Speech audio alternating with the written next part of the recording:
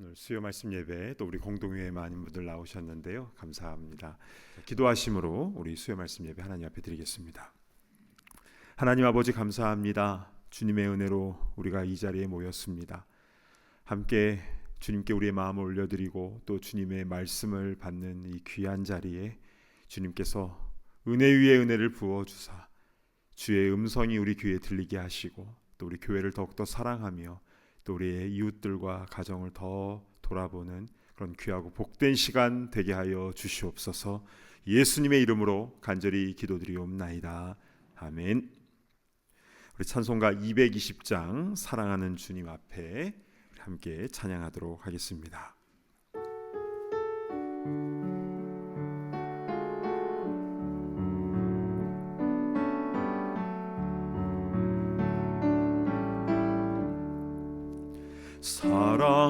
사랑하는 주님 앞에 형제자매 한자리에 크신 은혜 생각하며 즐거운 찬송 부르네. 내 주 예수 본을 받아 모든 사람 내 몸같이 환난 근심 위로하고 진심으로 사랑하세. 사랑하는 주님 앞에 온갖 충성 다 바쳐서 괴로우나 즐거우나 주님만 힘써 섬기네. 우리 주님 거룩한 손 제자들의 발을 씻어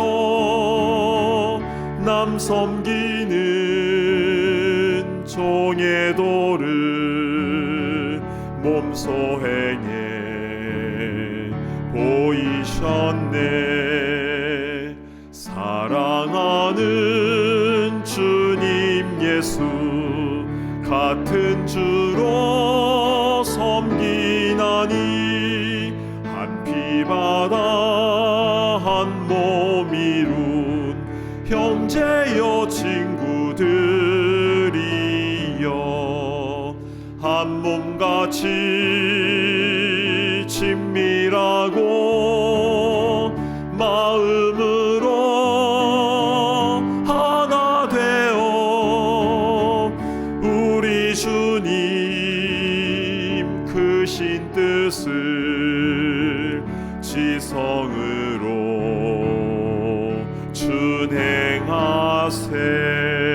준행하세. 아멘.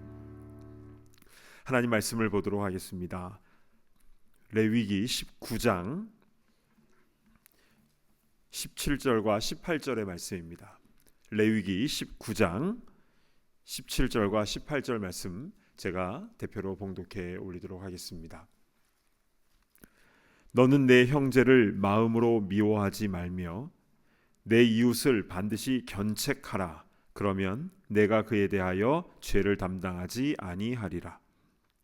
원수를 갚지 말며 동포를 원망하지 말며 내 이웃 사랑하기를 내 자신과 같이 사랑하라. 나는 여호와이니라. 아멘. 잠시 기도하고 말씀 받도록 하겠습니다. 하나님 아버지, 이 시간에도 주의 말씀 사모합니다.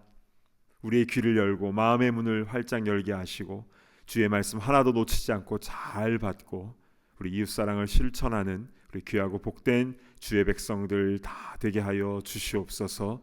예수님의 이름으로 간절히 기도드리옵나이다. 아멘. 자, 오늘 레위기 19장의 세 번째 강의 설교 말씀입니다. 오늘 2절의 짧은 본문이지만 이 시간에 정말 기도한 것처럼 하나님의 음성이 들리는 그런 귀하고 복된 시간이 되기를 바랍니다. 신앙생활은요, 관계, 릴레이션십입니다. 먼저는 하나님과 나와의 관계가 중요하고, 그리고 우리 이웃들과의 관계도 중요하죠. 십계명이 그것을 정확하게 보여주고 있는데요. 하나님을 사랑하고 이웃을 사랑하라. 그것이 십계명을 주신 하나님의 마음이고, 또 그것을 예수님께서 다시 한번 정리해서 그것이 율법이요 강령이니라 이렇게 말씀을 해 주셨습니다. 그래서 한 10년 전쯤 일이었는데요. 교인 중에 어떤 분이 자기는 나와 하나님 관계가 중요하지 사람들은 내가 신경 안 쓴다고 이런 분이 있었습니다. 그래서 제가 성경에는 하나님 관계 중요한 것처럼 사람과의 관계도 중요한 것 같습니다 라고 했더니 자기는 그렇게 생각하지 않는다고 딱 잘라서 말을 했습니다. 결국 문제 일으키고 떠나가 버리는 그런 아픔이 있었는데요. 근데 그것을 통해서 역시 내 생각보다 내 생각이 말씀보다 앞서면 안 되는 것이구나 라는 것을 다시금 확실하게 깨달을 수가 있었습니다. 자, 오늘 레위기 19장의 오늘 본문은요, 우리가 특별히 이웃 사랑을 어떻게 실천해야 되는지에 대해서 아주 구체적으로 나와 있습니다. 크게 4가지로 정리가 될 수 있는데요. 우리 하나씩 좀 살펴보도록 하겠습니다. 자, 레위기 19장 17절 전반부를 한번 보시면요. 너는 내 형제를 마음으로 미워하지 말며 라고 했습니다. 근데 왜 하필 마음으로 미워하지 말라고 하셨을까요? 마음으로는 미운데 겉으로는 괜찮은 척 할 수도 있고 심지어 웃을 수도 있잖아요. 그런데 그것도 안 된다라는 것입니다. 예수님은요, 마태복음 5장에 마음속으로 미워하는 것은 이미 살인하는 것이다 라고 아주 강력하게 말씀을 하셨습니다. 그러니까 주님은 우리의 겉 행위만 보시는 게 아니라 우리의 마음의 중심까지 다 보고 계시는 것이죠. 근데 솔직히 미운 사람이 있는데 어떻게 안 미워할 수가 있겠습니까? 나에게 상처를 주고 아픔을 줬던 그 사람은 어떻게 안 미워할 수 있습니까? 방법은 딱 한 가지밖에 없습니다. 빌립보서 2장 5절 말씀인데요. 우리 같이 한번 봉독할까요? 시작. 너희 안에 이 마음을 품으라. 곧 그리스도 예수의 마음이니. 아멘. 너희 안에 그리스도 예수의 마음을 품으라 라고 했습니다. 이것밖에 방법이 없습니다. 그러니까 내가 성령의 충만함을 경험하고 예수님의 마음으로 내가 충만하게 되면요, 나에게 잘못한 사람이라 할지라도 그 사람을 미워하는 것이 아니라 긍휼히 여기게 되는 것이죠. 그게 바로 그리스도의 마음을 얻게 되는 것인 줄로 믿습니다. 아멘. 우리가 이 땅에서의 호흡이 끝나고 주님 앞에 서는 날이 언젠가 우리도 오지 않습니까? 그때 주님께서 너는 땅에서 사는 동안에 얼마나 돈 많이 벌었냐, 얼마나 공부 많이 해서 학위를 많이 얻었냐, 얼마나 사회적 높은 지위까지 올라가냐, 이런 거 묻지 않으실 겁니다. 얼마나 많이 사랑했는가, 얼마나 많이 충성했는가, 얼마나 많이 생명을 살렸는가, 그게 진짜 중요한 것이겠죠. 이 자리에 있는 우리 모두가 예수님의 마음을 품고 마음으로라도 미워하는 것이 아니라 마음껏 사랑하며 긍휼히 여기며 베풀며 살아가는 그런 예수님의 마음을 가진 우리 모두가 되기를 축복합니다. 아멘. 자, 두 번째는요, 17절 중반절에 나와 있는데요, 한번 보실까요? 내 이웃을 반드시 견책하라. 그러면 내가 그에 대하여 죄를 담당하지 아니하리라. 여기서 견책이란 무슨 말일까요? 영어 성경에는 rebuke라고 나와 있는데요, 원문적인 뜻은요, 바로 잡아줘라, 교정해라 라는 뜻입니다. 형제 중 어떤 사람이 범죄할 경우에 모른 척하지 말라는 것입니다. 그래서 그를 말씀으로 잘 견책하여서 올바른 길로 가게 해야 된다라는 뜻인데요, 그렇게 해야지 나도 그에 대해서 죄를 담당하지 않게 된다라는 말씀입니다. 여러분, 내 옆에 있는 사람이 막 죄를 지으려고 합니다. 그런데 내가 말리지 않고 그냥 가만히 있으면 어떻게 되는 겁니까? 방조죄에 해당 걸릴 수도 있는 것 아니겠습니까? 그렇다면 우리가 이제 이웃을 잘 돌아보고 또 이웃을 잘못된 길로 갈 경우에 잘 견책을 해 주어야 되는데, 그럼 어떤 방법으로 해야 되는가? 해답은요, 빌립보서 2장에 또 나와 있습니다. 1절부터 3절까지 보시면요, 그러므로 그리스도 안에 무슨 권면이나 사랑의 무슨 위로나 성령의 무슨 교제나 긍휼이나 자비가 있거든 마음을 같이 하여 같은 사랑을 가지고 뜻을 합하며 한 마음을 품어 아무 일에든지 다툼이나 허영으로 하지 말고 오직 겸손한 마음으로 각각 자기보다 남을 낮게 여기고. 그러니까 마음을 같이 하여 같은 사랑을 가지고 나오는데요, 여러분 견책은요 사랑의 마음으로 하는 겁니다. 그래서 다툼이나 허영으로 하지 말고 오직 겸손한 마음으로 각각 자기보다 남을 낮게 여기고. 그러니까 내가 당신보다 한 수 위니까 내가 충고해 주는데 이렇게 하지 말라는 겁니다. 그렇게 정죄하는 게 아니라 겸손함으로 상대를 높여주면서 견책을 해야 된다라는 것이죠. 좀 쉽게 설명을 드리면요, 종이 주인을 사랑하는 마음으로 해야 됩니다. 딱 그렇게 보시면 되겠습니다. 주인이 종을 향해서 혼내는 게 아니라 종이 주인을 사랑하는 마음으로 해야 된다. 겸손히 말씀의 올바른 길을 사랑으로 알려주는 것, 이게 바로 견책하는 방법이다라는 것입니다. 이게 두 번째 견책에 대한 부분입니다. 자, 세 번째는요, 레위기 19장 18절로 한번 가보도록 하겠습니다. 맨 앞에 보시면 원수를 갚지 말며입니다. 세상 영화나 드라마는 보통 원수를 시원하게 갚지 않습니까? 이 주인공이 원수 일당들을 다 처치하고 나면 멋있게 노을 속으로 유유히 사라지면서 영화는 끝나게 되는데요, 옛날 중국 영화도 그렇고 미국의 서부 영화도 결론은 다 비슷한 것 같습니다. 그래서 저는 영화나 드라마를 잘 안 봅니다.